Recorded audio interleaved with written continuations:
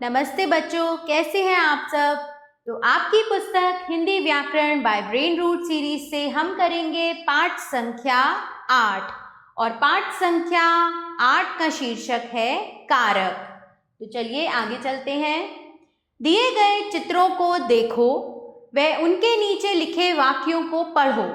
मयंक ने बस्ता खोला। मयंक ने पेंसिल को छीला। मयंक ने पेंसिल से अपना नाम लिखा। रवि मयंक के लिए खाना लाया है। मयंक से खाना नीचे गिर गया। रवि ने मयंक की बोतल ले ली। उस पर मयंक का नाम लिखा है। रवि बोला, हे मयंक, तुम्हारी बोतल सुंदर है। उपयुक्त वाक्यों में रंगीन छपे शब्द ने, को, से, के लिए, से, की, पर, हे संज्ञा या सर्वनाम का वाक्यों की क्रियाओं से संबंध दर्शा रहे हैं। इन शब्द चिन्हों को कारक चिन्ह अथवा परसर्ग कहा जाता है। तो क्रियाओं से जो शब्द संबंध दर्शाते हैं उन्हें कारक कहा जाता है।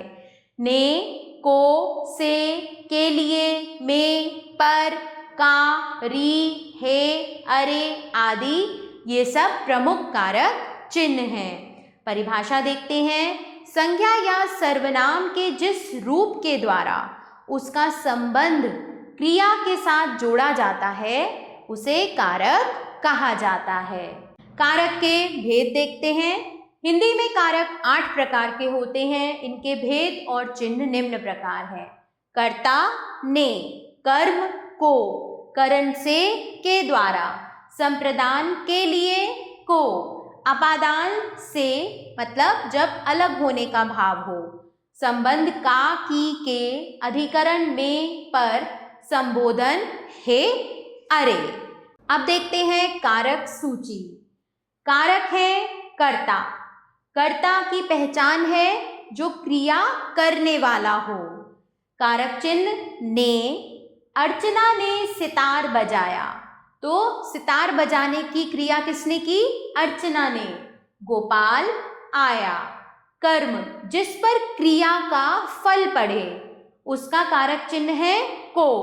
बंदर डाली को हिलाता है, तो अब बंदर हिला रहा है तो फर्क किस पर पड़ रहा है? फल किस पर पड़ रहा है? डाली पर, तो डाली हो गई यहाँ पर कर्म कारक। कमला पत्र लिखेगी। करण जिस साधन से क्रिया की जाए, क्रिया करने के लिए जिस साधन का प्रयोग किया जाए उसे कहते हैं करण कारक। से, के द्वारा, वह साइकिल से विद्यालय जाता है। रमन को टेलीफोन के द्वारा सूचित करो। संप्रदान जिसके लिए कुछ किया जाए, को, के लिए इसके कारक चिन्ह हैं। बालक को फल दे दो। मैं आपके लिए भोजन लाया हूँ। अपादान जिससे कोई वस्तु अलग हो, जैसे कि से अलग होने के अर्थ में। पेड़ से फल नीचे गिर गया, तो पेड़ से फल अलग हो गया, तो ये होगा अपादान कारक। संबंध जो परस्पर संबंध जोड़े, इसके कारक चिन्ह हैं का, के, की, रा, रे, री। गगन का भाई और उसकी बहन घर में है। तेरा भाई और तेरी बहन घर में हैं। अधिकरण जो कि क्रिया का आधार हो, इसके कारक चिन्ह हैं में, पर। घर में बंदर है। बिल्ली मेज पर बैठी है, तो बंदर और बिल्ली में और पर इनकी क्रिया का आधार है। कहाँ बैठी है बिल्ली? मेज पर। संबोधन जिसे पुकारा जाए, कारक चिन्ह हे, अरे। हे प्रभु मेरी सहायता करो। अरे बालकों इधर आओ। कर्ता कारक संज्ञा या सर्वनाम का वह रूप जो क्रिया करने वाले का बोध कराता है, जिससे हमें पता चलता है कि क्रिया कौन कर रहा है, कर्ता कारक कहलाता है। जैसे अर्जुन ने बाण चलाया, सचिन ने शॉट मारा। इन वाक्यों में अर्जुन और सचिन द्वारा क्रिया की जा रही है, अतः इनका कर्ता कारक है। कर्ता कारक का विभक्ति चिन्ह ने है। विशेष कभी कभी कर्ता कारक का प्रयोग बिना विभक्ति के भी होता है, जैसे वर्षा रो रही है, अशोक अभी तक वहीं खड़ा है। इन वाक्यों में वर्षा और अशोक कर्ता कारक हैं, जिनके साथ ने विभक्ति का प्रयोग नहीं किया है। कर्म कारक, वाक्य में जिस शब्द पर क्रिया का फल पड़ता है वह कर्म कारक कहलाता है, जैसे सरिता पेंसिल को छीलती है, अध्यापक ने छात्र को बुलाया। कर्म कारक का विभक्ति चिन्ह को है। कभी कभी कर्म कारक का प्रयोग भी बिना विभक्ति चिन्ह के होता है, जैसे मनीष ने किताब पढ़ी, मामा जी गुलाब लाए। अब है करण कारक, वह साधन जिसके द्वारा कर्ता क्रिया करता है, जिस साधन से कर्ता कोई काम करता है, करण कारक कहलाता है। इसके विभक्ति चिन्ह से तथा के द्वारा हैं। जैसे प्रिया पेन से लिखती है, हम बस के द्वारा भोपाल जाएंगे। इन वाक्यों में पेन और बस कर्ता द्वारा क्रिया करने के साधन हैं, अतः ये करण कारक हैं। संप्रदान कारक, वाक्य में जिस संज्ञा या सर्वनाम के लिए कर्ता द्वारा क्रिया की जाती है, जब हम किसी के लिए कोई काम करते हैं उसे संप्रदान कारक कहते हैं। इस कारक के विभक्ति चिन्ह के लिए तथा को है। बहन भाई के लिए उपहार लाती है, रोगी को औषधि दो। उपयुक्त वाक्यों में भाई और रोगी संप्रदान कारक हैं। अब आते हैं अपादान कारक पे। वाक्य में संज्ञा या सर्वनाम के जिस रूप से उसका वाक्य के अन्य संज्ञा या सर्वनाम से अलग होना पाया जाए वहाँ अपादान कारक होता है।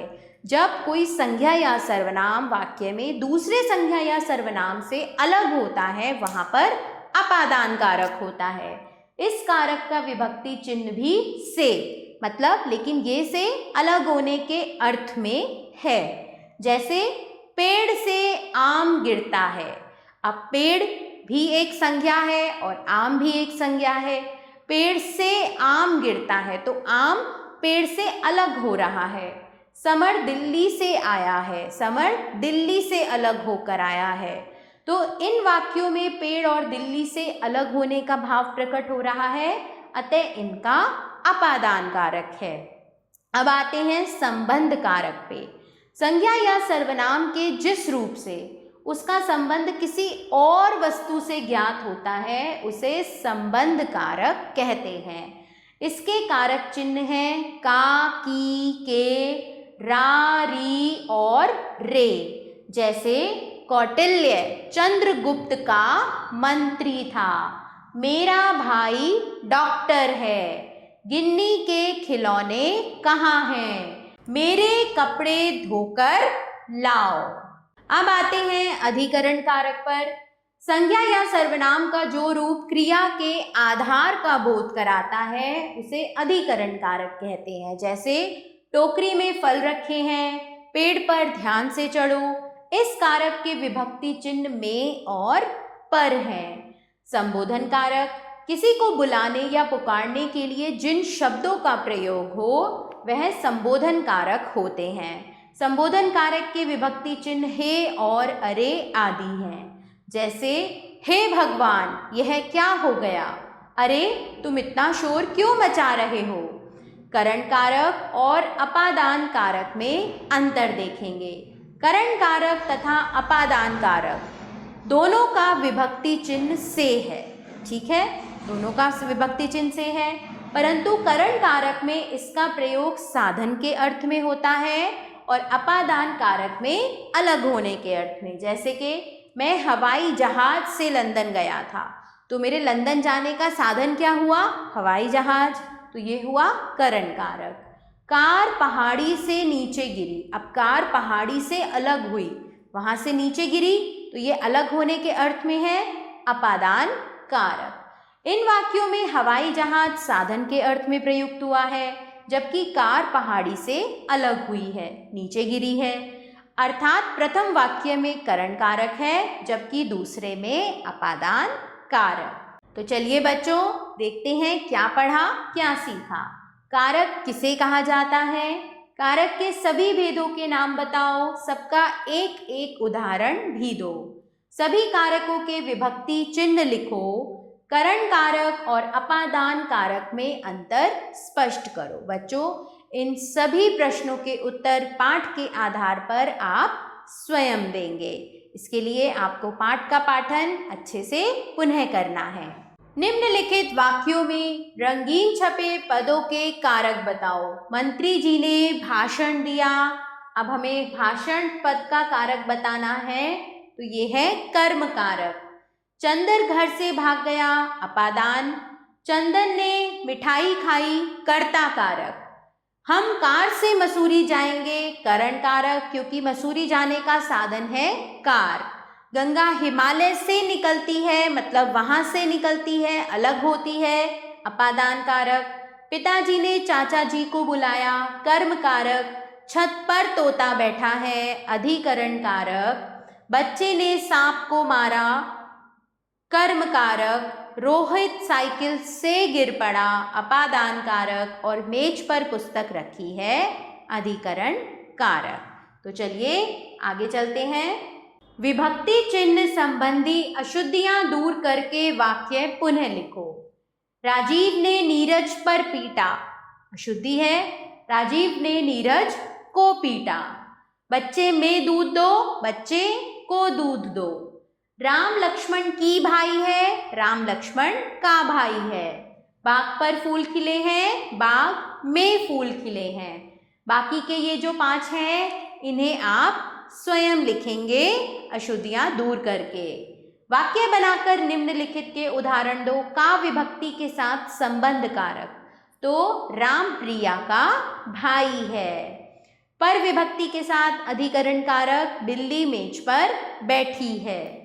को विभक्ति के साथ कर्म कारक, रोहित ने सोनू को बुलाया।